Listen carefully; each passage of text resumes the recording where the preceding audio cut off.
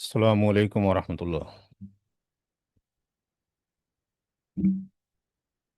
अल्हम्दुलिल्लाहि रब्बिल आलमीन वस्सलातु वस्सलामु अला रसूलिहिल अमीन। रब्बिश्रह ली सदरी वयस्सिर ली अमरी वहलुल उक़दतम मिन लिसानी यफ़क़हू क़ौली। मुस्लिम इनहेरिटेंस का बैच नंबर 22 है और ये लेक्चर नंबर 1 है। आप हजरात को आवाज़ पहुँच रही है? जी सर। जी सर। तो आज का जो टॉपिक है वो मुस्लिम लॉ ऑफ सक्सेशन या इस्लामी कानून वरासत से मुताल्लिक है। बाकी लोग अपने कैमरास को बंद कर दें प्लीज़, किसी का कैमरा ऑन ना रहे, डिस्ट्रैक्शन पैदा होगा। मोहम्मद इसहाक साहब।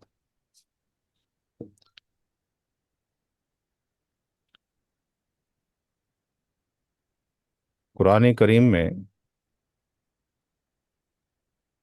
बेसिक प्रिंसिपल जो दिया गया है मुस्लिम लॉ ऑफ सक्सेशन के लिए, वो आयत करीमा सूरा अन-निसा की 7 है जो आपके सामने है।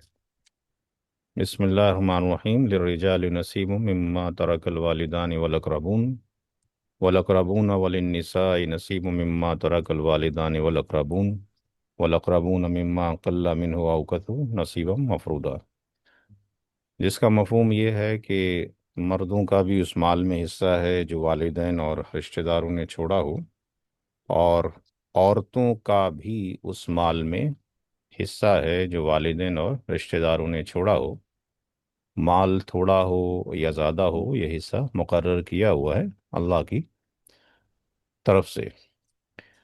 तो यहाँ से तकसीम मिरास की अहमियत का पता लगता है कि इसमें ऐसा नहीं है केवल मर्दों का हिस्सा है, औरतों का भी हिस्सा हो, माल थोड़ा हो या ज़्यादा हो, ये हिस्से पहले से ही प्री डिफाइंड है।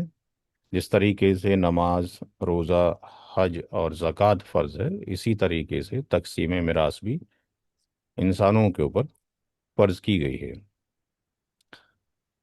अगर हम हदीस का मुताला करते हैं तो इब्ने माजा की हदीस नंबर 2719 ये बताती है कि अल्लाह के रसूल सल्लल्लाहु अलैहि वसल्लम ने इरशाद फरमाया कि वरासत का जो इल्म है या उसके जो अहकाम है उसको सीखना चाहिए, सिखाना चाहिए।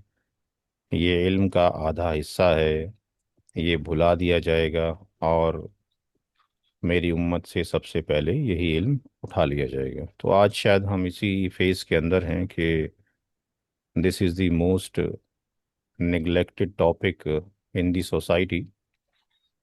इस पर ना तो मसाजिद के मेंबर से आवाज़ें आती हैं, ना जर्नली जो प्रोग्राम होते हैं, वीकली होते हैं या 15 डेज में होते हैं, मंथली होते हैं, उनमें कोई आवाज़ इसके ऊपर नहीं उठाई जाती। ना कोई इस तरह का कोई हमें मुहिम देखने को मिलती है जिस तरीके से बाकी राइट्स ऑफ द वुमेन हैं या राइट्स ऑफ द चिल्ड्रंस हैं, उनके लिए आवाज़ें उठती हैं। इसके ऊपर शायद कोई भी आवाज़ उठती हुई दिखाई नहीं देती। मोहम्मद इसहाक साहब अपना कैमरे को प्लीज़ बंद कर लें, बीच में डिस्ट्रैक्शन हो रहा है बार बार। आवाज़ आ रही है? मोहम्मद इसहाक साहब कैमरा बंद कर लें, कैमरा खुला है आपका।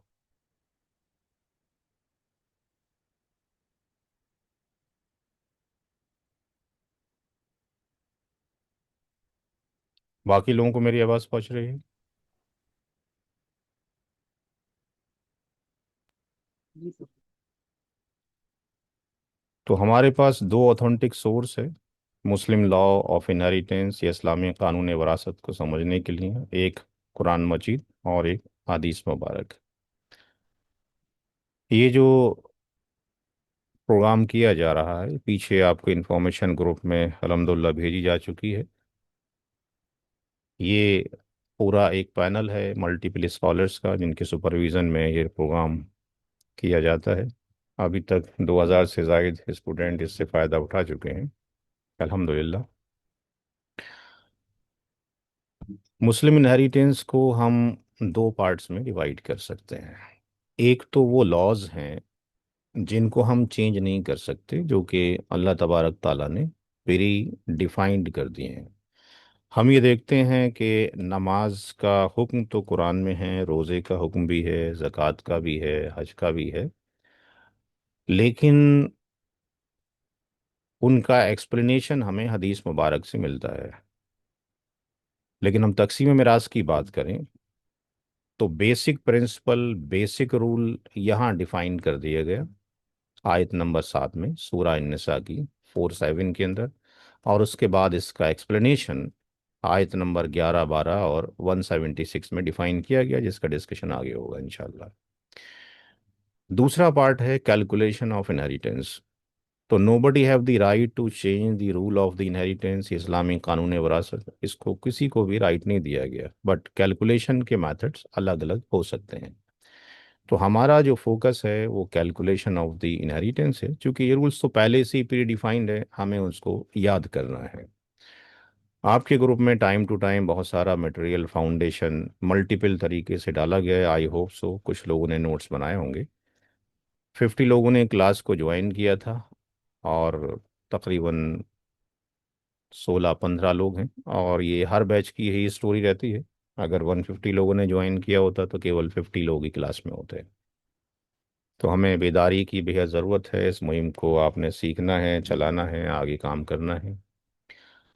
सूरा निसा के अंदर, यानी चैप्टर नंबर 4 के अंदर सारे लॉज डिफाइंड किए गए हैं। केवल 3 आयत करीमा हैं, जिसमें से एक आयत करीमा 11 है, जो शुरू होती है यूसीकुमुल्लाहु फी औलादिकुम लिज़्ज़करि मिस्लु हज़्ज़िल उन्सयैन। आयत नंबर 12 है, जो शुरू होती है वलकुम निस्फु मा तरक। और आयत number 176, that is the last आया ऑफ सूरा निसा, जो शुरू होती है यस्तफ्तूना का। इन तीनों के अंदर सारे इंफॉर्मेशंस मौजूद है। जो कुरान करीम में शेयर्ड डिफाइंड किए गए हैं, वो 1/2 के बारे में डिस्कशन है। 1/4 किसको क्या मिलेगा वो थोड़ी देर में देखते हैं। 1/8 का डिस्कशन है, 2/3, 1/3 एंड 1/6। और ये जो हैं ये फ्रैक्शनल मैथमेटिक्स की फॉर्म है, A/B कहें या P/Q कहें। और फिफ्थ स्टैंडर्ड की क्लास में मैथमेटिक्स में एनसीईआरटी या जो भी बुक्स हैं उसके अंदर ये fractional mathematics, addition, subtraction, multiplication, division सिखा दिया जाता है। तो हमें उसी फ्रैक्शनल मैथमेटिक्स का यूज़ करके इंशाल्लाह इसको अंडरस्टैंड करना है। 3 महीने में इंशाल्लाह आप इतना लर्न कर लेंगे कि आपके रीजन में आपसे अच्छा कोई कैंडिडेट नहीं होगा जिसको तकसीम मिराज की नॉलेज हो। लेकिन उसके लिए you have to do hard work. Quran Karim और अहदीस मुबारक से स्कॉलर्स ने 3 कैटेगरी डिफाइंड की हैं एयर्स की। ये पहली कैटेगरी है जिसको हम ज़बिल फ़रूज़ या कोर्ट की लैंग्वेज में शेयरर्स या कुरानिक ईयर्स, या you can call it primary year कह सकते हैं। सेकंड कैटेगरी डिफाइन की गई है असबात, जिसको रेसिडुअरी या एग्नेटिक ईयर्स कहते हैं। और रेसिडुअरी में मल्टीपल ईयर्स आते हैं। रेसिडुअरी को you can also call the secondary year आप बोल सकते हैं। तीसरी कैटेगरी होती है ज़बिल अरहम। मदारिस के लोग इन टर्मोलॉजी से वाकिफ़ हैं, और कोर्ट के लोग इस टर्मोलॉजी से वाकिफ़ हैं। हमें दोनों ही चीज़ें अंडरस्टैंड करनी हैं। और मदारिस के लोगों को अगर ज़बिल फ़ुरूज़ आता है तो आपने ये टर्मिनोलॉजी सिखानी है, और अगर किसी को प्राइमरी ईयर, सेकेंडरी ईयर्स आता है तो उसको ज़बिल अरहाम किसको कहते हैं, असबात किसको कहते हैं, ये अंडरस्टैंड कराना है। ज़बिल अरहाम तीसरी कैटेगरी है, जिसको डिस्टेंट किंड्रेड या यूटेराइन ईयर्स कहते हैं। ऑर्डर ऑफ डिस्ट्रीब्यूशन जब होता है इनहेरिटेंस का, तो that is top to bottom होता है। इस तरीके से टॉप टू बॉटम होगा। सबसे पहले हम शेयर डिस्ट्रीब्यूट करते हैं बिटवीन द प्राइमरी ईयर्स, और उनसे जो बच जाता है वो रेसिडुअरी में जाता है, बिकॉज अल्लाह के रसूल सल्लल्लाहु अलैहि वसल्लम की हदीस है 6732, बुखारी शरीफ की हदीस है कि सबसे पहले उनके हिस्से दे दिए जाएं जिनके हिस्से अल्लाह तबारक ताला ने फिक्स्ड कर दिए हैं, प्री डिफाइन कर दिए हैं। और जो बचेगा वो फिर रेसिड्यूरी को जाएगा, और रेसिड्यूरी में भी उसको जाएगा जो क्लोजेस्ट या नियरेस्ट रेसिड्यूरी होगा। कैसे नियरेस्ट होते हैं, क्लोजेस्ट होते हैं, वो इंशाल्लाह डिस्कशन होगा। अगर प्राइमरी ईयर्स में से भी कोई एग्जिस्ट नहीं करता है और यहाँ से भी कोई एग्जिस्ट नहीं करता है, देन फिर ये ज़बिल अरहाब में जाता है, डिस्टेंट किंडरेट के अंदर जाता है। इनकी तफसीलात आपका जो ग्रुप था उसके अंदर एक किताब फॉरवर्ड की गई थी, जो कि रेड कलर की किताब थी, जिसका नाम था इस्लामी कानून वरासत या Islamic laws of inheritance. 9 pages English में थे, 9 पेजेस उर्दू में थे। फिर उसके बाद भी मैंने टेक्स्ट की फॉर्मेट में भी आपको इन्फॉर्मेशन दी, फ्लो चार्ट में भी दी है। धीरे धीरे इंशाल्लाह वो सारे याद हो जाएंगे। जो कुरानिक ईयर्स हैं या प्राइमरी ईयर्स हैं, वो केवल कितने होते हैं? उसमें दो कैटेगरी डिफाइन की गई हैं, मेल की और फीमेल की। हस्बैंड, फादर, शौहर, बाप, ग्रैंडफादर, दादा, मैटरनल ब्रदर। यहाँ पे इश्काल हो सकता है, हम इस पे मार्क करते हैं और अंडरस्टैंड कराते हैं अभी। वाइफ सबको मालूम है, मदर भी मालूम है, daughter, grand daughter, real sister भी मालूम है। सौतेली बहन से भी अक्सर को वाकफियत है कि सौतेली बहन किसको कहा जाता है, लेकिन अगेन ये मैटरनल सिस्टर क्या होती है, दादी और नानी भी आपको मालूम है। यहाँ से आप ये थोड़ा सा फोकस कीजिए, क्या इस्लाम ने औरतों पे ज्यादती की है? कहीं ऐसा नजर आता है किसी को? जितने भी हजरात क्लास में 16 लोग मौजूद हैं, मेल कितने हैं जिनके फिक्स शेयर हैं? 4। औरतें कितनी हैं? How many? क्रॉस क्वेश्चन कर सकते हैं। क्लास में टू वे कम्युनिकेशन रखा जाए तो अच्छी बात है, बट बेवजह म्यूट अनम्यूट करना माइक्रोफोन को ठीक नहीं है। जी भाई, किसी को लगता है कि इस्लाम ने औरत के ऊपर जुल्म किया हुआ है? जी, आवाज किसी की नहीं आ रही, ऐसा लगता है कि नहीं शायद जुल्म नहीं किया नहीं है। सर, नहीं सर। कोई जुल्म नहीं। तो यहाँ पे कहीं ऐसा फील नहीं हो नमस्कार। रहा कि इस्लाम ने जुल्म किया है, लेकिन मसला क्या है कि इंसान जो है जालिम है, उसने खुद अपने ऊपर जुल्म किया है। बहुत सारे रीजंस हैं कि इसकी अवेयरनेस नहीं है, उसका डिस्कशन भी इंशाल्लाह करेंगे कल। मेरा अल्लाह का शुक्र है कि आज एक नया प्रोग्राम शुरू हो रहा है जो कि बैच नंबर 20 है। और कल मैं एएमयू जा रहा हूँ, इदारा तहकीक व तसनीफ़ इस्लामी के नाम से एक इदारा है। वहाँ पे मेरा एक पॉडकास्ट है इसी इनहेरिटेंस के ऊपर, और कल इसी के ऊपर एक लेक्चर भी है। तो वहाँ पे भी इन्हीं ही टॉपिक के ऊपर कुछ डिस्कशन होगा इंशाल्लाह, वो वीडियो मैं आपको फिर शेयर करूँगा। तो 4 मर्द हजरात हैं और 8 या 9 औरतें हैं। कुछ बुक्स में दादी नानी को एक साथ कंसीडर कर लिया जाता है। तो सारे में तो डिस्कशन में कोई प्रॉब्लम नहीं होगी अंडरस्टैंड करने में। मसला ये होगा कि मैटरनल ब्रदर और सिस्टर ये सारे लोगों को शायद क्लियर ना हो।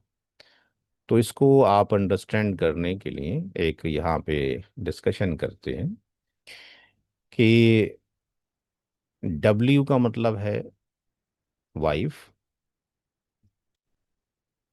और एच का मतलब है हस्बैंड। एच और डब्ल्यू, इन दोनों के कॉम्बिनेशन से एक सन और एक डॉटर दुनिया में आए। तो ये सन और डॉटर हैं, इसको क्या बोलेंगे? सगे भाई बहन बोलेंगे, सौतेले भाई बहन बोलेंगे, क्या बोलेंगे? जी भाई, सगे भाई real brother and sister. Real brother बहन। सिस्टर, सगे भाई बहन बोलेंगे। तो इसको हम बोलेंगे कि ये दोनों रियल ब्रदर एंड सिस्टर हैं। ठीक है जी। अच्छा, अब कंसीडर कीजिए कि ऐसा भी हो सकता है कि इस शख्स की डेथ हो जाए। एक कंडीशन तो ये हो सकती है। एक कंडीशन ये हो सकती है कि हस्बैंड और वाइफ में सेपरेशन हो जाए। ठीक है जी। तो इन दोनों ही केसेस के अंदर चाहे डेथ हो जाए तो ये डब्ल्यू जो है ये अब आज़ाद है, फ्री है इद्दत गुजारने के बाद, या तलाक हो जाए या खुला हो जाए, बहरहाल ये फ्री अगर हो गई तो क्या ये डब्ल्यू दूसरी शादी कर सकती है? यस और नो? यस। यस। हाँ। कर यस। सकती है। Yes yes. तो इसने सेकंड मैरिज किया,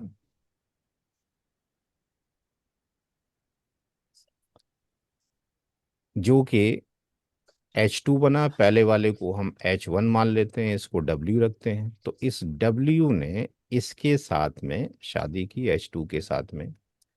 इन दोनों से फिर एक S, इसको हम नीचे डैश मान लेते हैं और D डैश मान लेते हैं। तो यहाँ पर जो S डैश है और D डैश है, ये आपस में क्या है? क्या ये सौतेले हैं या सगे हैं? S डैश और नहीं, D dash, real brother and sister. Maternal दे हो दे गए। दे ये भी रियल, ये भी रियल। सर फिर से सवाल दोहराइए ना, अभी समझ में नहीं आया मुझे।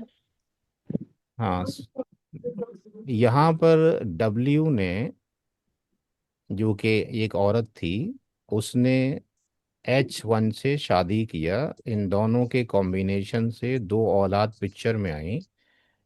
तो वो ये तुम्हें देख कहलाएंगे real brother and real sister. ठीक। यस। अब इसकी डेथ हो नहीं नहीं, जाती। सुनिए ना। वाइफ ने हस्बैंड के इंतकाल या छोड़ने के बाद दूसरी शादी कर लिया। नहीं, आप तो सुन अब लीजिए। वाइफ से। आप सुन तो लीजिए। आप या तो आप पढ़ा लें, हमें पढ़ाने दें। आपने सवाल पूछा तो सुनिए प्लीज, पेशेंस रखिए। W H1 ये पहली मैरिज है इन दोनों के बीच में। इन दोनों के कॉम्बिनेशन से एक बेटा बेटी पैदा हुए, तो ये क्या कहलाएंगे? सगे भाई बहन। ठीक है, यहाँ तक क्लियर है यस। सबको? कोई डाउट बराबर। यहाँ तक किसी को भी? जी नहीं जी, नहीं, नहीं क्लियर है। नहीं। हस्बैंड की डेथ हो जाती है तो भी ये फ्री हो जाएगी, राइट? या इन दोनों के बीच में सेपरेशन हो जाए तब भी ये फ्री हो जाएगी। क्लियर है यहाँ तक बात? यहाँ तक कोई जी डाउट? जी। नहीं, इसके नो बाद डाउट। इसने सेकंड मैरिज किया H2 से। ये इसका प्रीफिक्स लगा दिया हमने समझने के लिए, सब पढ़े लिखे लोग हैं आप। इन दोनों के कॉम्बिनेशन से फिर एक लड़का और एक लड़की पैदा होते हैं, W और H2 से। तो S1 डैश और D डैश क्या कहलाएंगे? सगे भाई बहन ही होंगे। नहीं, बराबर है। जी। मैटरनल कहलाएंगे, माँ शरीक मैटरनल। अरे भाई सगे सुन नहीं, तो ले। सौतेली कहेंगे, नहीं। अरे जी सुन, सौतेली सर, होंगे रियल ना। ब्रदर है। अरे भाई रियल अब दे ब्रदर एंड रियल सिस्टर। सुन लीजिए नहीं, भाई रियल कैसे होंगे? अरे रियल सुनिए नहीं। तो, अरे सुनिए तो सही, सारे लोग सुनिए। सब सारे ही बोलेंगे तो कैसे काम चलेगा?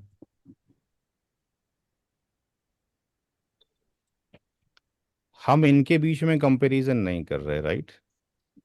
इसके बीच में कंपैरिजन नहीं हो रहा है। कंपैरिजन किस में हो रहा है?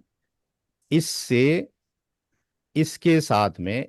ये जो डब्ल्यू है और ये हस्बैंड है, ये दोनों बच्चे इन्हीं के हैं ना, इसी बीवी के हैं। ये भी इसी बीवी का है, ये भी इसी बीवी का है, ये भी इसी का है, ये भी इसी का है। तो ये सगे होंगे कि सौतेले होंगे? सगे होंगे ना। सगे सगे होंगे। इसमें कौन सा इश्काल पैदा जी हो रहा है? सगे हो, रियल ब्रदर। सौतेले तो होंगे सर। अरे सौतेले कैसे हो गए भाई? माँ एक ही है, बाप अलग हो गया ना। ओहो, वो नहीं। अभी कैसे सौतेले हो गए?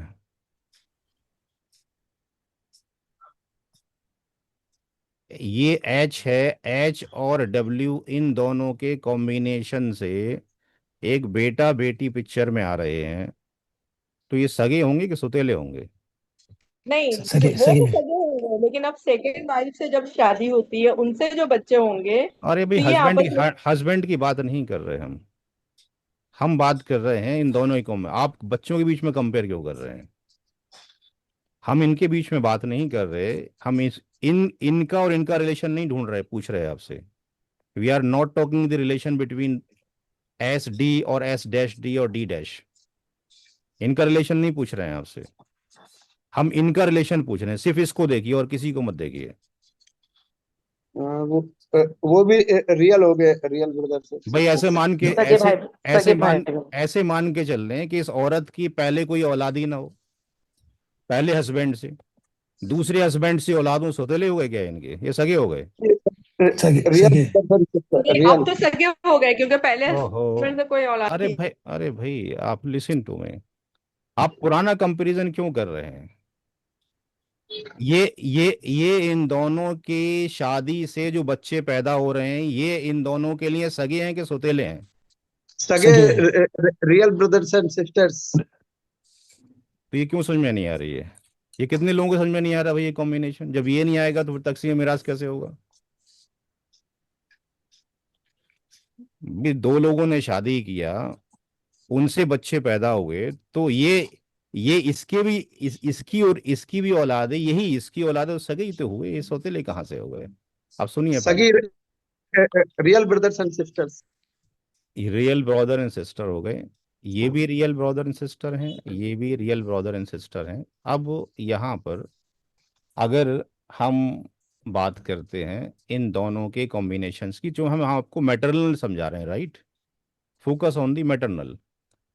अब ये रियल ब्रदर एंड सिस्टर और ये रियल ब्रदर एंड सिस्टर, इनकी माँ कॉमन है या सेपरेट है, अलग है? माँ कॉमन है। कॉमन।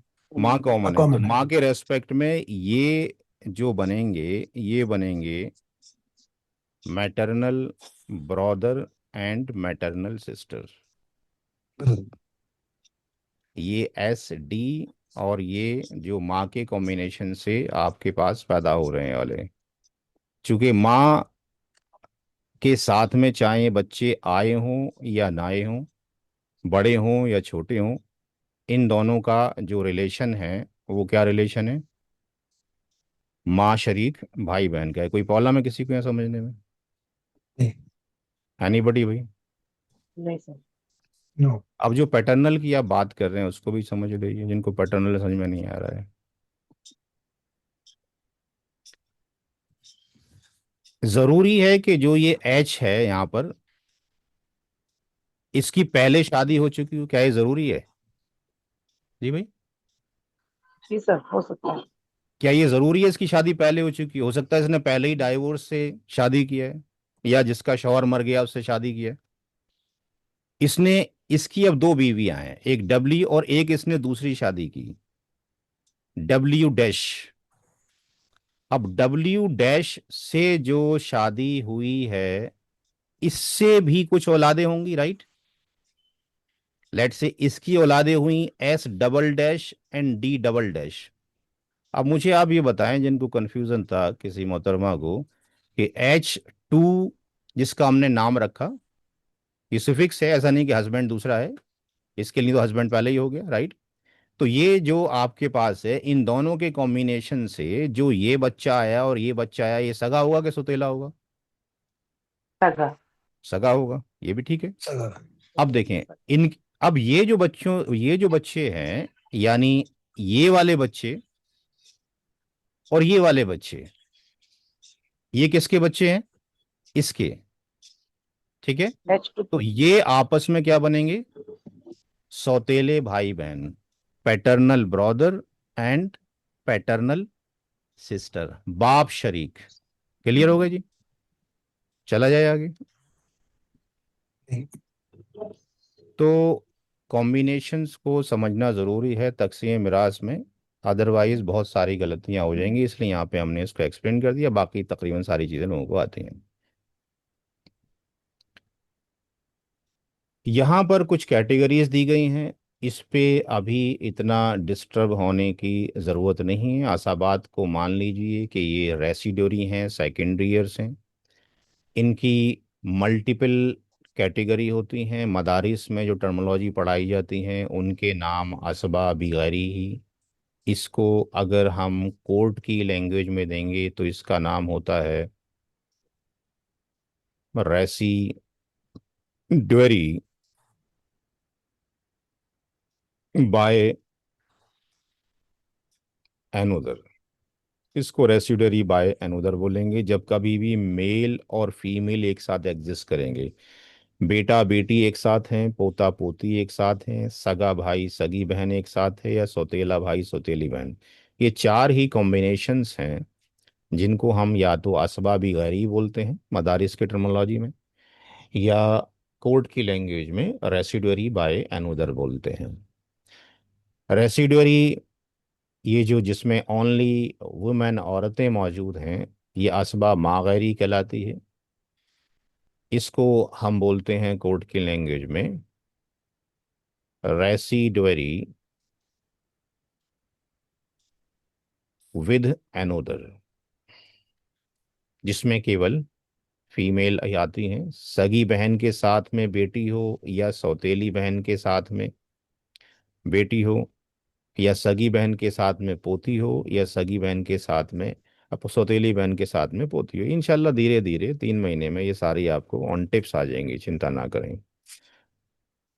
असबा भी जो नफसी ही है उसको बोलते हैं रेसिड्यूअरी बाय हिमसेल्फ। इसके अंदर ये 4 कैटेगरी हैं, ये भी इंशाल्लाह याद हो जाएंगी। बेटा पोता पड़पोता, बाप दादा परदादा, सगा भाई सौतेला भाई, सगे भाई की औलाद सौतेले भाई की औलाद, सगे चचा सौतेले चचा, सगे चचा की औलाद सौतेले चचा की औलाद। जिस तरीके से हम क्वेश्चन प्रोसीड करते रहेंगे इंशाल्लाह धीरे धीरे याद होता रहेगा। आपने काम इतना करना है कि जो आपको जो बुक दी गई है 8 पेज 9 पेज इंग्लिश में, 8 9 पेज उर्दू में, उनको जस्ट आपने याद रखने का है, राइट। उनको अपने पास ओपन करके आपने रखना है। यहाँ से हमारा मेन टॉपिक शुरू होता है। वो टर्मिनोलॉजी धीरे धीरे इंशाल्लाह याद हो जाएंगी। किसी को ऐसा कोई शक है कि किसी की मौत नहीं होगी, या हर एक की मौत होती है? जी भाई, आप में से हर एक शख्स ने बहुत सारे जनाजे की नमाजें पढ़ी होंगी, लेकिन जितनी जनाजे की नमाजें पढ़ी हैं, क्या कोई ऐसा ऐलान सुना है जो कि अक्सर होता हो कि शख्स की मौत हो गई है और उसके 4 हक बाकी हैं जो हमें अदा करने हैं? इमाम साहब अगर जनाजे की नमाज पढ़ते हैं तो क्या अक्सर और बेशतर क्या वो ऐलान करते हैं कि मैं इस शख्स की जनाजे की नमाज नहीं पढ़ाऊंगा, या पढ़ा देते हैं? हम्म। जी। पढ़ा दे पढ़ा देते। बट अल्लाह के रसूल सल्लल्लाहु अलैहि वसल्लम के पास जब भी कोई जनाजा आता, आप सबसे पहले ये पूछते क्या उसके ऊपर कर्ज तो कोई नहीं है? अगर मैयत के ऊपर कोई कर्ज होता तो आप जनाजे की नमाज ना पढ़ाते और सहाबा से बोलते कि आप पढ़ लो। कोई अगर ये कहता है कि मैं कर्ज अदा कर दूंगा तो आप ताकीदन कई बार पूछते क्या पूरा पूरा अदा करोगे? जब जवाब हाँ में मिलता तो आप जनाजे की नमाज पढ़ाते। तो जब कोई शख्स मर जाता है तो उसके ऊपर तो कोई ड्यूटीज आयद नहीं होती। हम लोगों के ऊपर 4 ड्यूटीज बनती हैं उसकी। उसके मरने के बाद भी हमारे ऊपर हक बाकी है। सबसे पहले उसका क्या किया जाएगा? कफन दफन। दूसरे नंबर पर उसके ऊपर अगर कोई कर्ज है तो कर्ज की अदायगी की जाएगी। तीसरे नंबर पर अगर उसने कोई वैलिड विल की है तो उसको एग्जीक्यूट किया जाएगा। और चौथे नंबर पर तरके की तकसीम की जाएगी। इससे पहले हम ये समझते हैं कि इनमें फ़र्क क्या है। 2015 से हम इसके ऊपर रिसर्च कर रहे हैं। अल्हम्दुलिल्लाह 11 12 किताबें लिखी जा चुकी हैं और भी चल रही हैं। जगह जगह कॉलेजेस में लॉ डिपार्टमेंट के अंदर क्लासेस होती रहती हैं। बाकी मदारिस के भी लोग जुड़ते रहते हैं, उलमाए दीन भी जुड़ते रहते हैं, बैच में भी शामिल होते हैं। 3 चीज़ों में बड़ा कॉन्फ्लिक्ट है लोगों को। जब तकसीम मिराज के सवाल पूछते हैं तो कुछ लोग कहते हैं हमने अपनी वरासत ज़िंदगी में तकसीम कर दी। तो क्या ये स्टेटमेंट सही है लोगों का कहना? कि हमने अपनी ज़िंदगी में ही विरासत तकसीम कर दी है? जी, किसी को इल्म है इसका? ज़िंदगी में विरासत तकसीम हो जाती है? नहीं सर। नहीं नहीं। नहीं तो हमें दो तीन चीज़ें समझनी हैं जो बहुत ही ज़रूरी हैं बेहद। सबसे पहले तो है गिफ्ट और हिबा, जिसके रेफरेंसेस इन डेप्थ आपको इन अहादीस मुबारक में मिल जाएंगे, जो कि तिरमिज़ी शरीफ और मुस्लिम शरीफ की हदीस है। गिफ्ट के बारे में चंद लाइनें लिखा है। इस्लामिक शरीयत के अकॉर्डिंग तीन तरीके से प्रॉपर्टी ट्रांसफ़र की जा सकती है। पहला, प्रॉपर्टी को ट्रांसफ़र करने का तरीका गिफ्ट, या जिसको आप हिबा कहते हैं, इसको आप किसी को गिफ्ट देना चाहेंगे तो आप जिंदगी में देते हैं या अपनी मौत के बाद देते हैं? जी, जिंदगी में देते जिंदगी में जिंदगी हम में देते तोहफे किसी को देते देते हैं। तोहफे देने लेने से मोहब्बतें बढ़ती हैं। तो जी जब किसी को तोहफा देते हैं तो क्या वापस भी आप ले लेते हैं? नहीं तो कभी पढ़कर देखिएगा सही बुखारी कि किसी ने किसी को गिफ्ट दिया, तोहफा दिया, और वापस उससे ले लिया जब लड़ाई झगड़ा हुआ कि हमने तुम्हें तोहफा दिया था वापस दे दो। तो उसकी मिसाल बड़ी सख्त है, जैसे कुत्ते ने खाने के बाद कै कर दी हो उल्टी और उसको चाट लिया जाए, तो कितना सुनकर ही नागवार पैदा हो रहा है। इससे भी ज़्यादा सोचिए क्या वह सख्त वईद होगी। तो गिफ्ट वो है जो हम अपनी ज़िंदगी में किसी को देते हैं, और उसके एवज में क्या हम कुछ लेते हैं? जब गिफ्ट किसी को देते हैं तो हम किसी को गिफ्ट देते हैं तो क्या उसके बदले में भी हम कुछ लेते हैं? नहीं, नहीं लेते सर। नहीं लेते। नहीं लेते तो नहीं गिफ्ट लेते क्या है? ये ट्रांसफर ऑफ प्रॉपर्टी है। हम उसको मालिक बना देते हैं। किसी को फोन देते हैं तो फोन के पेपर पकड़ा देते हैं। किसी को फ्रिज पकड़ाया तो फ्रिज के पेपर पकड़ा देते हैं। किसी को कार पकड़ाई तो कार के पेपर पकड़ा देते हैं कि भाई तुम्हारी हो गई। हम उससे उसका कोई मुआवजा या पेमेंट नहीं लेते हैं। ये जो गिफ्ट है या हिबा है, ये हम पूरा भी कर सकते हैं प्रॉपर्टी का, और स्पेसिफिक पार्ट भी कर सकते हैं। ब्लड ग्रुप में भी कर सकते हैं, गिफ्ट नॉन ब्लड ग्रुप में भी कर सकते हैं। गिफ्ट हम किसी को भी दे सकते हैं, अपने रिलीजन के बंदे को भी दे सकते हैं, गैर रिलीजन को भी दे सकते हैं। इक्वल भी हो सकता है, अनइक्वल भी हो सकता है, लेकिन the key point is that अगर अपने औलाद के बीच में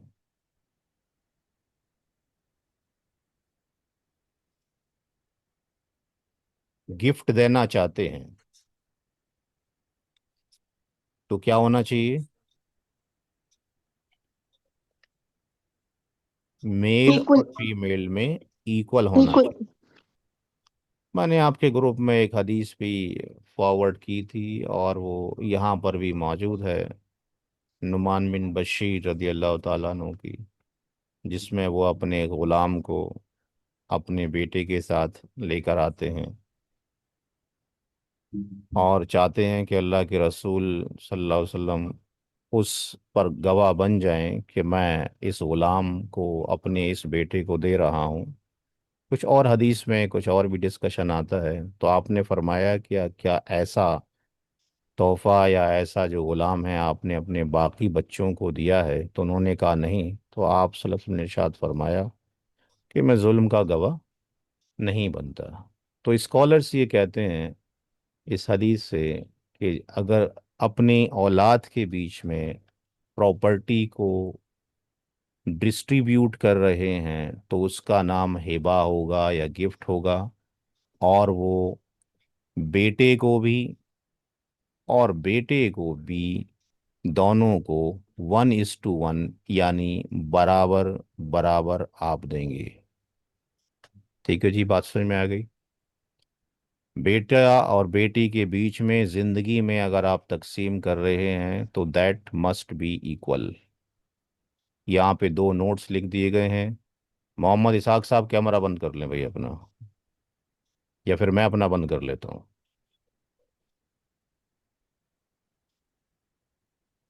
gift is not the same as Islamic will. अब मैंने इसको इस्लामिक विल का नाम क्यों दिया है, इसका रीज़न आगे डिस्कशन करते हैं।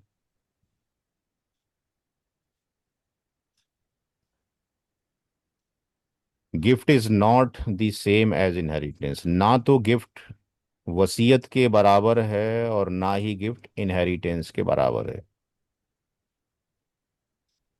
तो गिफ्ट के बारे में समझ में आ गया होगा कि ज़िंदगी में देंगे, पूरा मालिक बनाएंगे, इक्वल भी हो सकती है, अनइक्वल भी हो सकती है, लेकिन अपनी औलाद बेटा और बेटी के बीच में बराबरी की जाएगी। एक फ्लैट बेटी को दिया है तो एक फ्लैट बेटे को भी देंगे। 10,000 रुपये बेटी को दिए तो 10,000 रुपये बेटे को भी देंगे। हाँ, कंडीशनल है कि फॉर एग्जाम्पल आप ऑन दी बेड पर हैं, कभी भी आप दुनिया से रुखसत हो सकते हैं। एक बच्चा है जो बड़ा है, काबिल हो चुका है, सेटल्ड हो चुका है। एक छोटा है, अभी 5वीं 6ठी क्लास में पढ़ रहा है, ये ग्रेजुएट हो चुका है, जॉब से लग चुका है। आपके पास 10 लाख रुपए हैं, आप दोनों बच्चों को बुलाइए और इनको बता दीजिए भाई मैं कभी भी दुनिया से जा सकता हूँ, इतने पैसे मेरे पास हैं, मैं इसको 8 लाख दे रहा हूँ, इसको 2 लाख दे रहा हूँ। ऐसा करने में कोई कबाहत नहीं है, क्योंकि यहाँ पर एक कंडीशन एग्जिस्ट करती है। एक बच्चा है जो एजुकेट नहीं हो पाया, उसकी मेंटली हालत ठीक नहीं है, एक सेहतमंद है, ठीक ठाक है, खा रहा है, कमा रहा है, तो इस तरह की कंडीशन की जा सकती है। But the normal rule is that कि यहाँ पर अगर सब कुछ ठीक ठाक है तो 1:1 करना चाहिए। Come to the second point.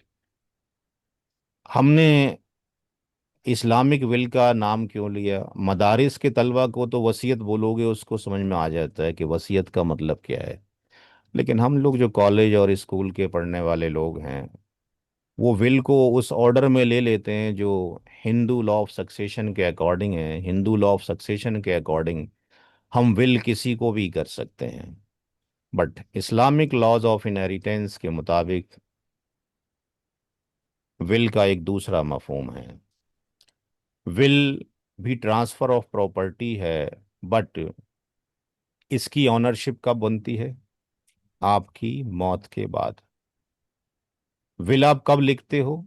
अपनी जिंदगी में विल को आप लिखते हैं, लेकिन जिसके नाम आप लिखते हैं उसको अधिकार कब मिलता है? आपकी जिंदगी में, मरने के बाद। जी। विल मरने के बाद। मरने के बाद अधिकार मिलता है, राइट्स मिलता है, लेकिन विल जो है एप्लीकेबल नहीं है किसके लिए? जो एयर्स मौजूद हैं। नॉन एयर्स के लिए कर सकते हो, जिनको तकसीम मिरास में हिस्सा नहीं जा रहा है, जिसको विरासत में हिस्सा नहीं जा रहा है, उसके लिए वसीयत की जा सकती है। जिसके हिस्से अल्लाह तबारक ताला ने खुद कुरान करीम में फरीदा तम मिनल्लाह यूसी कमुल्ला वसीयतम मिनल्लाह इन अल्फाज से पहले ही फिक्स कर दिए, तो आपकी, मेरी, किसी काजी की, मुफ्ती की, आलिम दीन की सारी वसीयतें बेकार हैं। क्योंकि जब अल्लाह ने फिक्स कर दिया हर एक का हिस्सा तो फिक्स है। जो जिनके हिस्से मुकर्रर हैं उनके लिए हम वसीयत नहीं कर सकते। वसीयत किसके लिए कर सकते हैं? जिनके हिस्से नहीं मिल रहे हैं।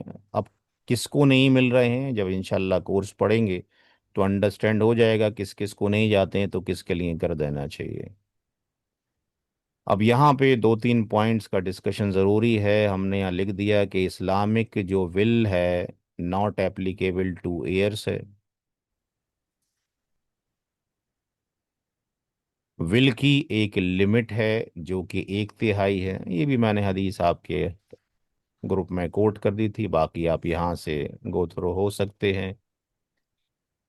1/3 से ज़्यादा की वसीयत नहीं की जा सकती, और अगर किसी ने ज़्यादा कर दी है तो जो आपका फैसला कर रहा है किसी की डेथ के बाद उसको चाहिए कि वसीयत को शरीयत के मुताबिक कर दे, रिड्यूस करके 1/3 कर दे।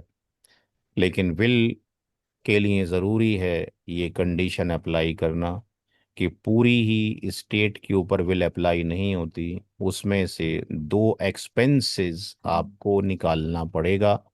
It's the law given by the हजरत मोहम्मद सल्लल्लाहु अलैहि वसल्लम। तो ये रूल है, आपने ये दोनों एक्सपेंसेस निकालने पड़ेंगे। उसके बाद वसीयत एप्लीकेबल होगी रेस्ट ऑफ द अमाउंट के ऊपर। कैसे होगी मैथमेटिकली, इंशाल्लाह भी करते हैं कैलकुलेशन।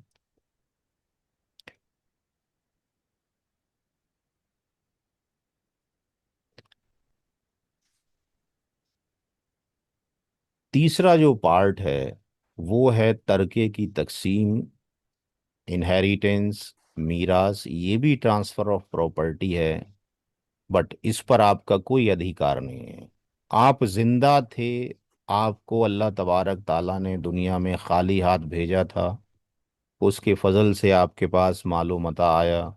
उसने आपको परमिशन दी, माल ज़्यादा है ज़कात अदा कर दो, माल ज़्यादा है इन्फाक फी सबीलिल्लाह कर दो, दीनी कामों में खर्च कर दो। सारा भी खर्च कर देते तो अल्लाह ताला ये थोड़ी पूछता कि आपने क्यों मसाजिद बनवा दिए, क्यों मदारिस बनवा दिए। उसने तो दिया ही इसलिए था आपको।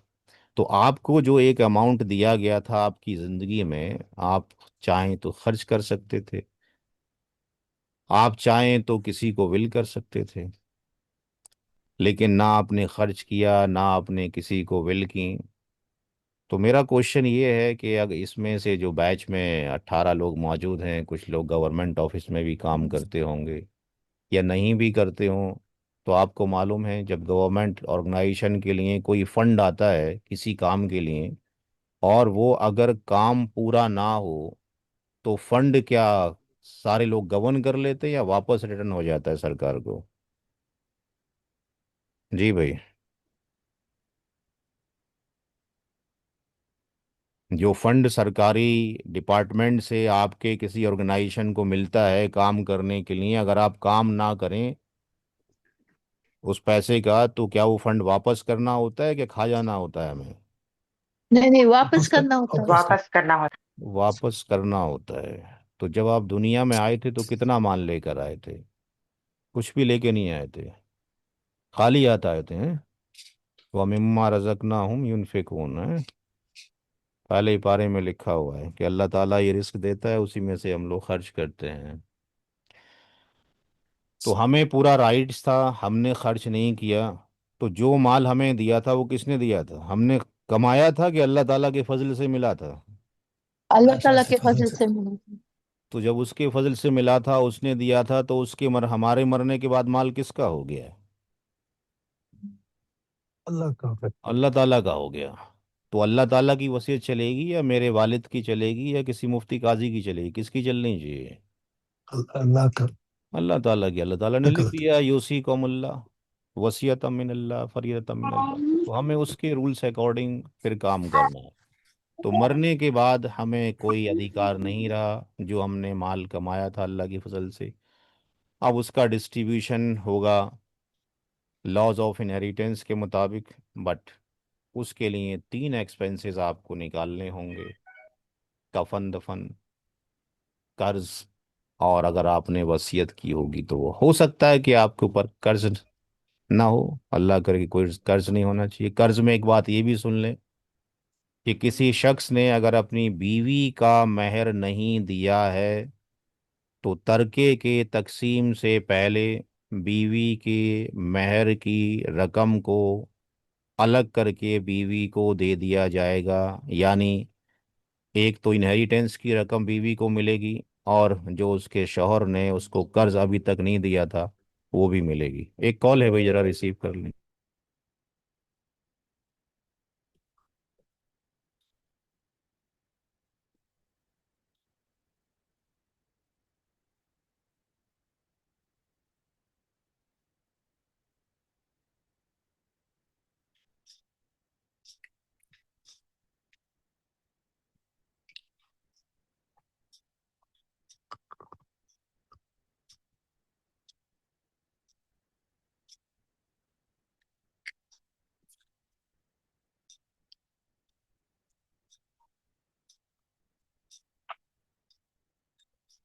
तो हम ये डिस्कशन कर रहे थे कि कर्ज महर भी एक कर्ज है जिसकी अदायगी ज़रूरी है तकसीम मीरास से पहले, तो जिसने ना दिया हो ज़रूर अदा करे।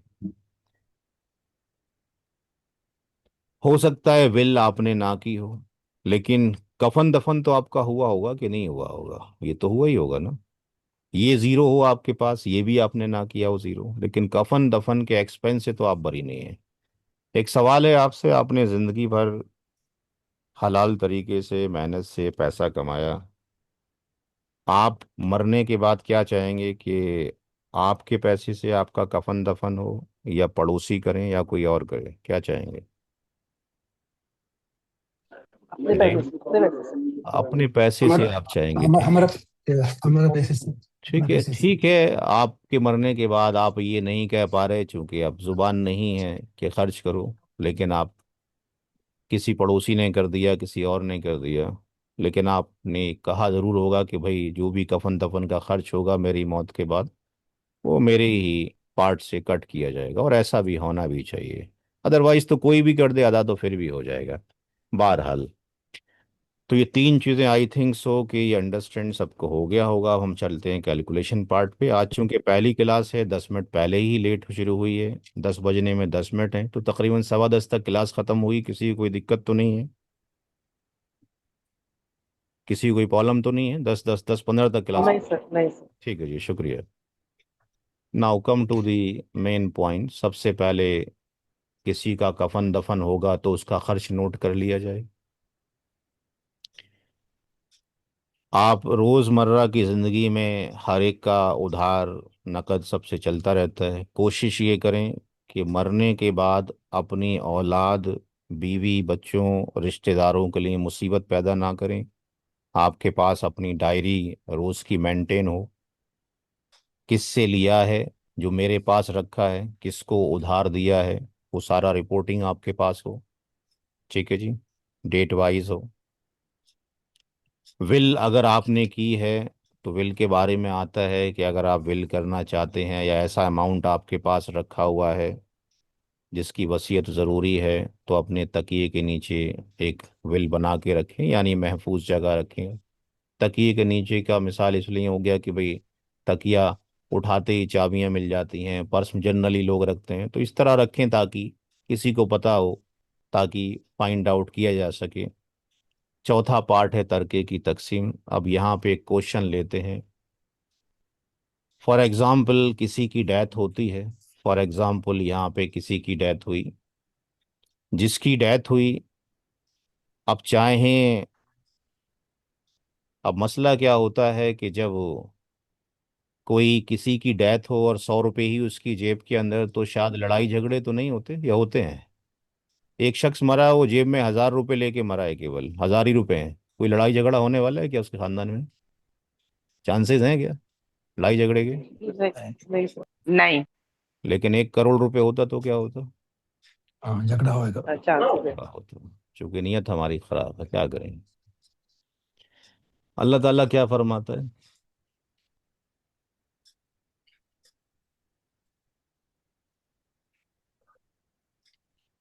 माल थोड़ा हो या बहुत, हिस्से तो मुकर्रर हैं। 100 रुपए भी हैं तो 100 रुपए भी बटेंगे। एक इंग्लिश स्कॉलर को मैंने पढ़ा, उसने लिखा था कि at the time of the death, अगर आप चिंगम खा रहे थे और आपके मुंह में चिंगम थी, तो चिंगम के निकाल के भी लॉज ऑफ इनहेरिटेंस के अकॉर्डिंग उसको डिवाइड करना चाहिए। इतना बारीक पॉइंट है इनहेरिटेंस का, और हम उसको छोड़ देते हैं जी। क्योंकि हमें जो अज्र मिलता है वो किस पे मिलता है? अपनी मनमर्जी से करने पे मिलता है, या जो ऑर्डर फॉलो करते हैं उस पे नेकियां मिलती हैं जी? ऑर्डर जी, फॉर्म कर। ऑर्डर पे। आप जब सफ़र करते हैं तो जोहर की नमाज 4 रकत है फर्ज, 2 पढ़ते हैं कि आप 4 ही पढ़ते हैं? सफर में दो पढ़ते दो हैं। पढ़ के। क्योंकि ये ऑर्डर है, राइट। जी। अगर 4 पढ़ लेंगे तो ऑर्डर के खिलाफ हो गया, राइट। जी। तो हमें जो कहा गया है उस पे अमल करना है, उस पे नेकियां मिलनी है। माल थोड़ा हो, तकसीम होगी तब भी अजर उतना ही मिलना है। और माल 2 अरब का हो, तकसीम उसी रेशियो में हो रही, तब भी अजर मिलना है। ठीक है जी। तो यहाँ पर आप आ जाइए कि टोटल प्रॉपर्टी अमाउंट किसी शख्स का, मान लेते हैं छोटा सा एक एग्जाम्पल लेते हैं कि उसने 1 लाख रुपए छोड़ा। अब ये जो माल है इसमें क्या क्या शामिल है? आपकी मौत के बाद what ever the asset you have, car, कोठी, बंगला, डायमंड, ज्वेलरी, शेयर्स, बिटकॉइंस, खेती की जमीन भी शामिल है। इसमें खेती की जमीन भी शामिल है। लगाना इसलिए ज़रूरी है कि कुछ हजरात ये कहते हैं कि खेती की ज़मीन में औरतों का हिस्सा नहीं होता है। बात समझ में आई आपको? खेती की क्यों? ज़मीन में भी औरतों का हिस्सा है, हर एक चीज़ में, what ever you have left. तो हर एक चीज़ में आदमी का भी हिस्सा है, औरत का भी हिस्सा। अल्लाह ताला चाहते तो लिख देते ना आयत नंबर 7 में, मर्दों का भी उस माल में हिस्सा है जो वालिदैन रिश्तेदारों ने छोड़ा हो, औरतों का भी उस माल में हिस्सा है जो वालिदैन रिश्तेदारों ने छोड़ा हो। लेकिन लिख देते अल्लाह ताला नहीं है हिस्सा खेती की जमीन में, लिख दिया जाता ना फिर। नहीं लिखा तो इसका मतलब है हर एक जगह पर है, चाहे माल थोड़ा हो, ज्यादा हो, बात खत्म हो गई। फनरल एक्सपेंस, किसी का कफन दफन हुआ, 10,000 रुपये खर्च हो गए, फर्ज कर लीजिए। जो शख्स मरा उसके ऊपर कर्ज 30,000 रुपये का था। उस शख्स ने अपनी डायरी में कभी लिख दिया था कि मैं अगर मर जाऊं तो 25,000 रुपये फला मदरसे को दे देना। इनहेरिटेंस अमाउंट कितना निकलेगा ये कैलकुलेट करना है। बट उससे पहले विल को निकालने का भी फार्मूला है। फनरल एक्सपेंस और कर्ज को घटाने के बाद जो बचेगा उसके ऊपर विल अप्लाई होगा 1/3।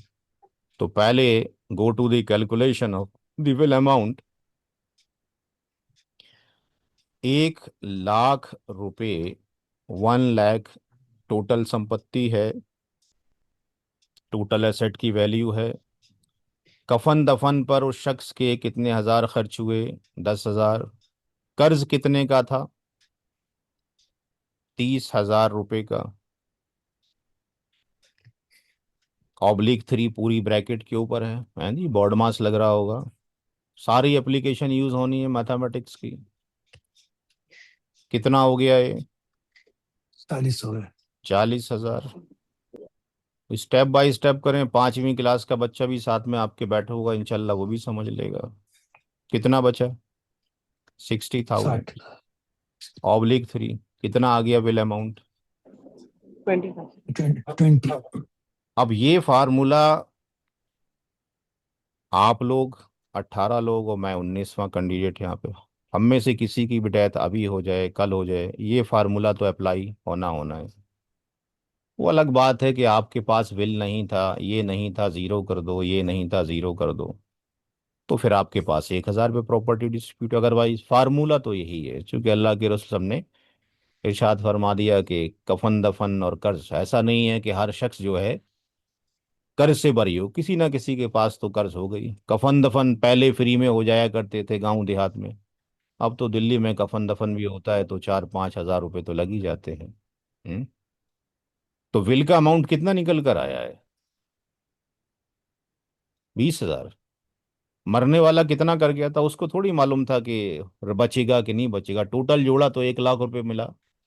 तो इसका मतलब ये गलत है। इसको रिड्यूस करके कितना करना है? जो भी मुफ्ती हजरात इसको कर रहे होंगे या जो इसको भी नॉलेजेबल बंदा होगा उसको क्या करना है? रिड्यूस करना है। It's clear to everyone? कोई दिक्कत किसी को समझने में? नहीं। नहीं अब सर।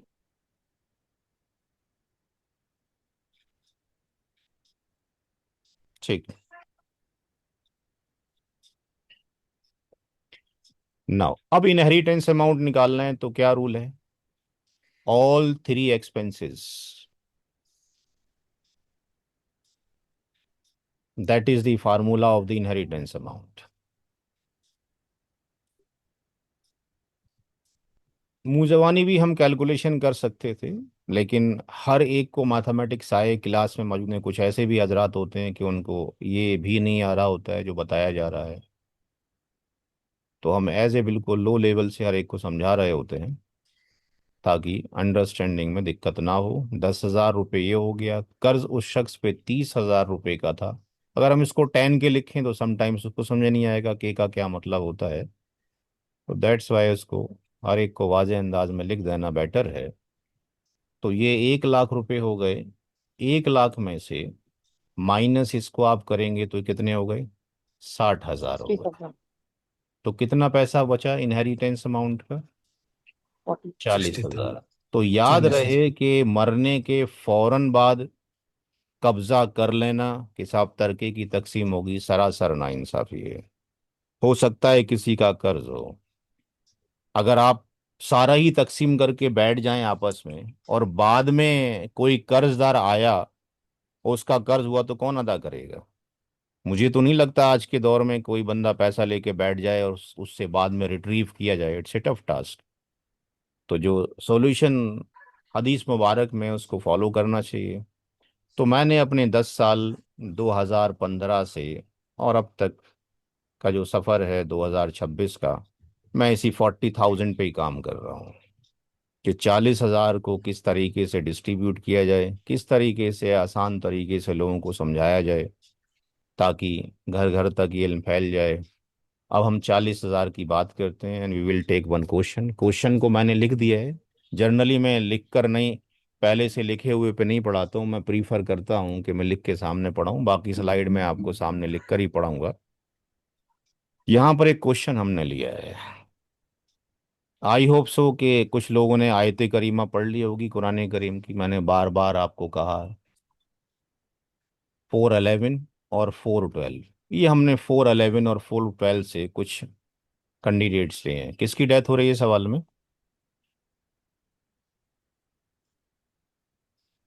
हस्बैंड, हस्बैंड की मौत हो रही है। उसने अपने पीछे माँ, बाप, बीवी, एक बेटा और एक बेटी को छोड़ा है।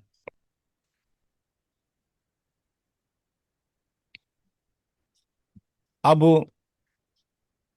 हम क्या करेंगे, जब भी कोई सवाल करेंगे उसको प्रॉपर तरीके से करेंगे जैसे हम आज स्लाइड पे शो करने जा रहे हैं, ताकि एक क्लैरिटी रहे, अंडरस्टैंडिंग हो सके। किसी दूसरे को पढ़ाएं तो उसी तरीके से आप पढ़ाएं, क्योंकि अल्लाह के रसूल सल्लल्लाहु अलैहि वसल्लम का इरशाद है कि आधा इल्म है, इसको सीखो और सिखाओ। आधा इल्म है, भुला दिया जाएगा, सबसे पहले मेरी उम्मत से उठा लिया जाएगा। और एक हदीस में ये भी है कि एक दौर आएगा तुम देखोगे कि दो लोग आपस में जायदाद के मसाइल को लेकर झगड़ रहे हैं और तुम एक भी कैंडिडेट ना पाओगे जो उनके बीच फैसला करा सके। तो शायद ऐसा ही कुछ दौर आज की डेट में है। नाउ हम स्टेप बाय स्टेप करेंगे। सबसे पहले स्टेप में हमने क्या लिखा? List of the inheritors and there shares. जो मदारिस से बिलोंग करते हैं, जिन्होंने ज्वाइन कर रखा है, इस लाइन का मतलब हो गया वारिसीन और उनके हिस्से। कौन कौन वारिस है? माँ है, बाप है, बीवी है। अभी तो जो लिखा है सारे ही वारिस हैं। जब आप पढ़ेंगे आगे तो कुछ ऐसे भी हजरात आएंगे जो वारिस नहीं बनेंगे। फिलहाल हमने बेसिक रूल में ये लिखा है कि यहाँ पे जितने भी हैं ये सारे वही लोग हैं जो वारिस हैं। ये माँ भी वारिस है, ये भी है, ये भी है। कौन किस कैटेगरी में आता है? अगर हम पीछे जाते हैं तो अभी हमने देखा था कि माँ, बाप और बीवी, ये कौन से उसमें आते हैं? बिल्कुल पहले उसमें चले जाइए। पहली स्लाइड के अंदर किताब आपके पास होनी चाहिए, 9 पेज की प्रिंट हो गई, बहुत ज़रूरी है। देखें, बाप ये आ गया, माँ, बाप, बीवी, ये सारे के सारे गए प्राइमरी ईयर्स हैं। ठीक है जी, यहाँ से आ गए। और सेकेंडरी ईयर्स कहाँ पर हैं? ये सेकेंडरी ईयर्स में कौन आ गया? बेटा और बेटी आ गए। तो जब ज़रूरत पड़ेगी then you will open this contents. ठीक है जी, वो धीरे धीरे इंशाल्लाह याद हो जाएगा। तो आपके पास वो किताब खुली हो, प्रिंट आउट आपने ले रखा हो तो बहुत अच्छा है। ताकि दिक्कतें पेश ना आए पढ़ने में। तो इसको हम प्राइमरी जबल फरूज भी बोलते हैं या प्राइमरी एयर्स बोलते हैं। सही बुखारी की हदीस है 6732, सबसे पहले हिस्से उनको दिए जाएंगे जिनके हिस्से मुकर्रर हैं। तो यहाँ पे अगर हम जाते हैं और वेबसाइट पे जाते हैं अपनी, जो हमने खोल रखी है, ये एक यूनिक वेबसाइट है वर्ल्ड की, IARC.org.in। कुरान करीम में कहाँ पर इंग्लिश में देखना हो, उर्दू में देखना हो, तक़सीम मिराज जो आयत करीमा पढ़ी गई है आपके सामने, और हदीस के अंदर कहाँ पर है, कुछ चीज़ ऐसे भी रूल्स हैं जो कुरान में नहीं है, वो हदीस से मिलेंगे। यहाँ पे हदीस में जाते हैं, यहाँ लिखा हुआ है 6732 में सबसे पहले शेर किसको जाएगा, जो प्री डिफाइंड है। तो यहाँ पर औलाद की मौजूदगी में माँ का हिस्सा 1/6 होता है। ये मैंने आपको कई बार भेज दिया मल्टीपल तरीके से, चार्ट में, टेक्स्ट के फॉर्म में और तरीके से। बाप का हिस्सा 1/6 है। तो माँ का हिस्सा 1/6 से कहाँ लिखा है, 411 सूरह निसा की आयत नंबर 11, यूसीकुमुल्लाहु फी औलादिकुम। इसी के अंदर इसका भी लिखा हुआ है, आगे जाएंगे। वाइफ का हिस्सा 412 में लिखा हुआ है, वलकुम निस्फु मा तरका, शुरू होती है 1/8 है। तो इन लोगों को देने के बाद जो बचेगा वो बेटा और बेटी में जाएगा। ये दोनों रेसिडुअरी कहलाते हैं। और रेसिडुअरी में इसकी कैटेगरी हमने वहाँ लिखवाई, धीरे धीरे इंशाल्लाह याद हो जाएगी। रेसिडुअरी बाय ये कहलाता है क्या, हिम सेल्फ, और ये रेसिडुअरी बाय एनोदर कहलाती है। ये जो सन है, ये रेसिडुअरी बाय हिम सेल्फ है, शॉर्टकट याद कर लेंगे। ये रेसिडुअरी बाय एनोदर है। तो स्टेप नंबर फर्स्ट जो है दैट इज मोस्ट इंपॉर्टेंट, किसके क्या हिस्से हैं, किस कैटेगरी में आता है। स्टेप नंबर 2 में सबसे पहले हिस्से प्राइमरी ईयर्स को देंगे, M mother, F father, W wife, इन सब के हिस्से रख दिए 1/6 1/8। अब आपको फ्रैक्शनल मैथमेटिक्स अगर नहीं आता तो सॉरी टू से आपको फिर तकसीम मिराज के लिए बड़ी टफ टास्क होगा, क्योंकि आज की डेट में सिंगल डेथ पे तो शायद कैलकुलेशन नहीं हो रहे। हम ये देखते हैं 5 डेथ हो गई, 6 डेथ हो गई, फिर कैलकुलेशन हो रहा है, तो फ्रैक्शन का फिर फ्रैक्शन, उसका फिर मल्टीप्लिकेशन डिवीजन।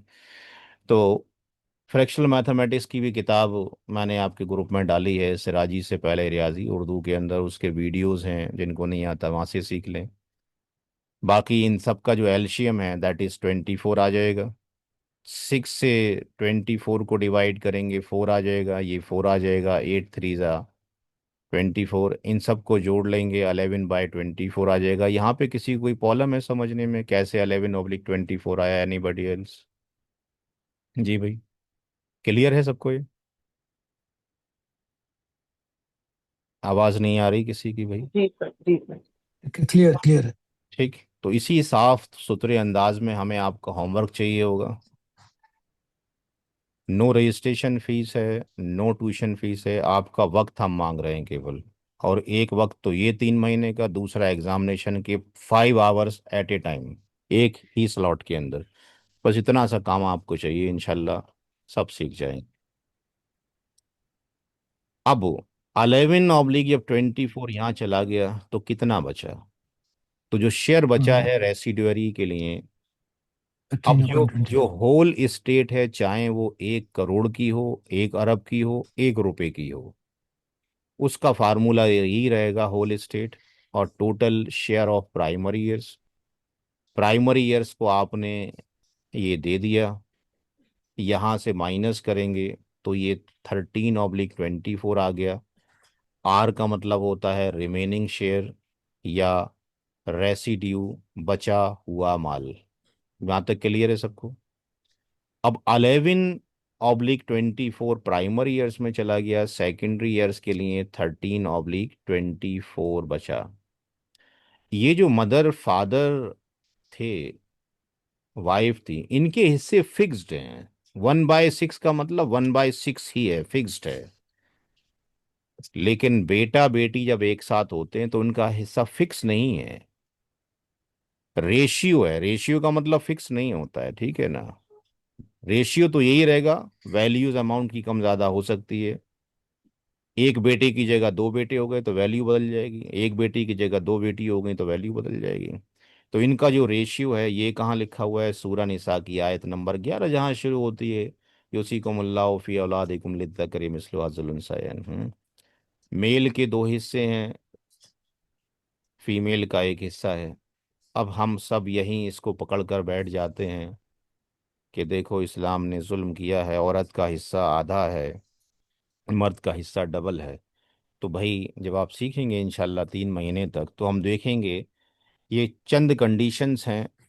बाकी आप ऐसे भी हालात देखेंगे कि औरत को विरासत में हिस्सा मिलता है और आदमी को नहीं मिलता। सुनकर ताज्जुब हो गया होगा, ऐसे भी होता है कि आदमी को तो हिस्सा नहीं मिलेगा, औरत को मिलेगा। यस, जब आप सीख लेंगे क्लास के साथ में इंशाल्लाह तो समझ में आएगा। फिर आप देखेंगे कि औरतों को आदमियों से ज़्यादा मिलता है। ये भी एक चैप्टर है, मेरी एक किताब है inheritance shares of Muslim women, जो 5 स्कॉलर्स ने चेक किया है, 3 लॉ के प्रोफेसर्स ने और 2 इस्लामिक स्कॉलर्स ने। तीसरा चैप्टर है कि औरत को मर्द के बराबर मिलता है। चौथा चैप्टर है कि औरत को मर्द से कम मिलता है। तो मल्टीपल केसेस हैं, जब इंशाल्लाह आप सीखोगे तो आ जाएगा। बहरहाल हम अपने टॉपिक पर लौट कर आते हैं कि इसका जो रेशियो है दोनों का 2:1 है। एडिशन ऑफ रेशियो कितना हो जाएगा, 3 हो जाएगा। और चौथा जो पार्ट है इसका, that is the most important, very very important formula.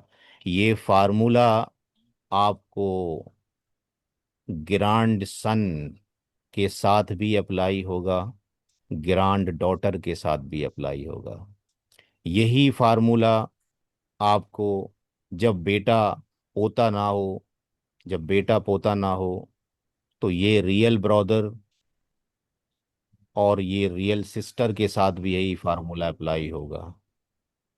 Paternal brother और यहाँ पर पैटर्नल सिस्टर के साथ भी यही फार्मूला अप्लाई होगा। तो इसको ज़रूर याद रखें, फार्मूला वेरी वेरी इंपॉर्टेंट है। आर का मतलब बचा हुआ माल है, जो कि ये बचा 13/24। बेटे का रेशियो 2 है, क्योंकि 2:1 था, सन का 2 और डॉटर का 1। एडिशन ऑफ रेशियो 3 था। अब आपको थोड़ा सुनकर ताज्जुब भी होगा, और ये बुराई नहीं है, हकीकत है जो मैं करना चाह रहा हूँ। मैं इस प्लेटफॉर्म से मैंने हर एक मकतब फ़िक्र को जोड़ा है, नदवी, कासमी, फलाही, इस्लाही, अहले हदीस, इन सारे हजरात को जोड़ने की, बरेलवी हजरात को भी जोड़ने की कोशिश की गई है, बट मुझे कोई ऐसा एक्सपर्ट नहीं मिला जो इनहेरिटेंस में एक्सपर्ट हो। अगर आपकी कोई नज़र में हो तो प्लीज़ उनका नंबर हमें दीजिएगा, क्योंकि तकसीम मिरास के अंदर कोई इख्तलाफ कहीं पर नहीं है।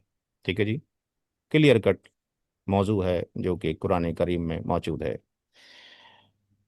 दूसरा, हमने वकीलों को जोड़ने की कोशिश की। मदारिस में मैथमेटिक्स नहीं पढ़ाया जाता। मैंने तकरीबन 3 साल मदारिस से जो सफ़ीर आते हैं हर साल मसाजिद में, दिल्ली में मैं रहता हूँ, 3 साल मैंने उनके साथ काम किया। उनको इस तरह के छोटे छोटे फार्मूलाज दिए। हाफिज़ कुरान भी हैं, कुछ आलिम दीन भी हैं, but they are unable to solve this question. ये बुराई नहीं की जा रही, हर एक इंसान में कमी होती है। हमें अगर मैथमेटिक्स आता है तो हम उनको मैथमेटिक्स के फार्मूले सिखाएं। क्योंकि आपको मैथ आता है, उनको लॉज ऑफ इनहेरिटेंस तो आता है, लेकिन उनको ये नहीं आता, उनको एलसीएम नहीं आता। तो ये लेना आप उनको सिखाएं, उनसे लॉज ऑफ इनहेरिटेंस सीखें और आप मैथमेटिक्स सिखाएं। इंटीग्रेशन पैदा करें तो इंशाल्लाह सब कुछ आसान हो जाएगा। तो इसको आपने कट कर दिया, ये 13/36 हो गया। इसी तरीके से डॉटर का ये रिमेनिंग शेयर तो वही था, उसका एक रेशियो है और एडिशन ऑफ रेशियो 3 है, तो 13/72 हो गया। फोर्थ स्टेप में सारे ईयर्स को एक साथ रख दिया गया। ये माँ का हिस्सा पहले से रिजर्व्ड है, फादर का भी, वाइफ का भी, these are the reserved predefined share. और ये हमने कैलकुलेट किए हैं, इनको रख दिया। एलशियम फिर चेंज हो गया और 6 की टेबल में ये 12 टाइम्स आ गया। जिनको एल्शियम लेना आता है उनको बताने की ज़रूरत नहीं है। 36 से 2 टाइम्स आ गया, 2 की मल्टीप्लाई फिर 13 से की 26 आ गया, और 72/72 आ गया, और हम देखते हैं ये पूरा पूरा कट गया। राइट, यानी 100% क्या हो गया, कंज्यूम हो गया। अब मसला इसका नहीं है, आप किसी को बोल दो जी इतने टुकड़े हो गए विरासत के, उसको पैसों से मतलब है, हमें भी और आपको भी है।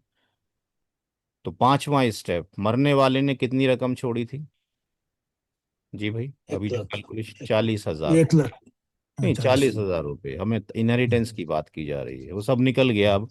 वो एक बार निकल गया, 40,000 पे बात करनी है हमने, वो सारा कफन दफन कर्ज में निकल गया। अब ये फार्मूला हर एक के घर अप्लाई होगा। उसका कफन दफन कर्ज वसीयत निकालने के बाद जो बचेगा, फिर मोबाइल फोन किसी ने खोल लिया है, जो भी आपके पास डिवीजन होंगे या नंबर ऑफ शेयर्स होंगे, 40,000 से या जो भी अमाउंट होगा इसको डिवाइड कर देंगे। एक शेयर कितने रुपए का आ गया, ये वैसी शेयर मान लें जैसे मार्केट के शेयर हैं भाई। एक शेयर कितने का है, 555.5555, एक शेयर आ गया। और याद रहे इसमें ये इग्नोर ना करें, अगर किसी ने एक ही 5 ले लिया तो इसका मतलब उसने जीरो लगा दिया यहाँ पे। और जब ये संपत्ति, ये स्टेट अरबों की होगी, तो ये जो 0.5 था ये आपको बहुत बड़ा लॉस दे के जाएगा। बात समझ में आ रही है आपको? आपने अगर किसी लाला जी की दुकान देखी हो बहुत बड़ी, तो वो पाई पाई जोड़ते हैं, लास्ट में जाके वो रुपया बन जाता है, फिर सैकड़ा भी बन जाता है। It's clear to everyone? तो ये छोड़ना नहीं है, सब कुछ रखने का है। हाँ, ठीक है जी। तो अब यहाँ पे माँ के हिस्से कितने थे, 12 मिल रहे थे। कितने हिस्से मिल रहे थे माँ को, 12 हिस्से। 12 से मल्टीप्लाई कर दीजिए, माँ को 40,000 में से इतने रुपए जाएंगे, 6,666 रुपये 67। मैथमेटिक्स कैलकुलेशन आप खुद कर लीजिएगा कैलकुलेटर में यहाँ से, ठीक है, इतना कैलकुलेशन आपको करना आता है। और आप कहें तो फिर भाई मैं ऑन कर लेता हूँ कि 40,000 रुपये को आप जब डिवाइड करेंगे 72 से, तो ये आपके पास, हमने 3 डिजिट ले लिया, काफ़ी है। और इसकी मल्टीप्लाई आप जब 12 से करेंगे तो माँ का हिस्सा 6,666.666 या 67 कर सकते हैं, 5 से ज़्यादा हो गया। राइट, मैथमेटिक्स का रूल है। वालिद साहब का भी हो गया, वाइफ को 9 शेयर जाने थे, वाइफ को 5,000 रुपये जा रहे हैं। सन को 26 शेयर जाने हैं तो 14,444.44, और टोटल को 13 शेयर जा रहे, 7,222 रुपये और 22 पैसे। तो ये अप्रोक्सीमेटली आ जाएगा। तो that was the calculation procedure जो आपको सिखाया गया है। आई होप सो क्लियर हो गया होगा। वीडियो को मैं अपलोड कर दूंगा। आपने घर से जो होमवर्क करना है, चूँकि अगर होमवर्क नहीं करेंगे तो फिर काम नहीं होगा, सेम पैटर्न जो मैंने डिफाइन किया है वैसे ही करना है। इस सन की जगह पर आपने क्या करना है, 2 सन लेना है और एक डॉटर को लेना है। राइट, जब 2 सन आप लेंगे तो रेशियो क्या बनेगा, S:S:D, यानी 2:2:1, ये क्या बनेगा, रेशियो। और एडिशन ऑफ रेशियो क्या होगा, यहाँ मैंने आपको इतना हिंट दे दिया है, बाकी आप सब खुद करेंगे तो ये कितना हो जाएगा, 5 हो 5। जाएगा। राइट, तो बाकी आपने खुद करना है। और मुझे जो भेजना है, चूंकि मेरी जो प्रोफाइल है, मैं एक आईटी इंजीनियर हूँ, 34 ईयर्स हो चुके हैं। ये अल्लाह का फजल है कि तकसीम मिरास अल्लाह ताला ने एक फ़न दे दिया है जिससे काफ़ी लोग फ़ायदा उठा रहे हैं। तो मेरा शेड्यूल बहुत बिजी रहता है। आपने जब भेजना है तो स्नैपशॉट में प्लीज़ नहीं भेजेंगे, आप इसका पीडीएफ बनाकर मुझे भेजेंगे, ठीक है। और पीडीएफ में आपका नाम लिखा हो, और ये लिखा हो लेक्चर कौन से, लेक्चर नंबर 1 का होमवर्क है, और आपका नाम, और बैच नंबर कौन सा है, 3 चीज़ें, ठीक है जी। लेक्चर नंबर 1 है, बैच नंबर 22 है। ये मेरे को अपने नाम के साथ आपका नाम के तीनों चीज़ें पीडीएफ में नाम में लिख देंगे, ताकि आसानी हो, किसका है किसका नहीं, बड़ा मुश्किल होता है ढूंढना किसको भेजें किसको नहीं भेजें। ठीक है जी। तो ये होमवर्क है। बाकी मैंने जो बाकी किताबें तसनीफ़ की हैं, मैं थोड़ा सा आपको ये दिखा देता हूँ क्या क्या मैंने किया है। ये मेरी किताबें हैं जो लिखी गई हैं, ये किताबें हैं, कुछ ये बुक्स लिखी गई हैं। धीरे धीरे सारी बुक्स आपके पास पहुंच जाएंगी, टाइम टू टाइम, एक साथ नहीं, ठीक है जी। मैं सारी बुक आपके पास पीडीएफ टाइम टू टाइम इंशाल्लाह फॉरवर्ड में करता रहूंगा। ये वो बुक है जिसका मैं डिस्कशन आपसे अभी कर रहा था कि औरत को कितना हिस्सा मिलता है। कैलेंडर ही पिछली बार बनाया गया था विरासत का, अल्हम्दुलिल्लाह 2000 कैलेंडर कैलेंडर हमने बना के तकसीम किया। इस बार भी कैलेंडर बनाया गया डिफरेंट तरीके से। प्रिंटिंग में अभी जाने से पहले आपको बता दिया जाएगा, जो साहब इसको डिस्ट्रीब्यूट करने के इच्छुक होंगे उनको बता दीजिएगा क्या कॉस्ट है, ताकि दूर दूर तक इसको फैलाने की कोशिश करें। ये कुछ फोल्डर्स हैं, ये भी इंशाल्लाह टाइम टू टाइम आपके पास डिस्कशन होता रहेगा। बहरहाल आपका अभी जो होमवर्क है वो एक ही होमवर्क है जो आपको दिया गया है, वही आपने करना है, ठीक है जी, और उसको सबमिट करना है। रिकॉर्डिंग को मैं ऑफ कर देता हूँ।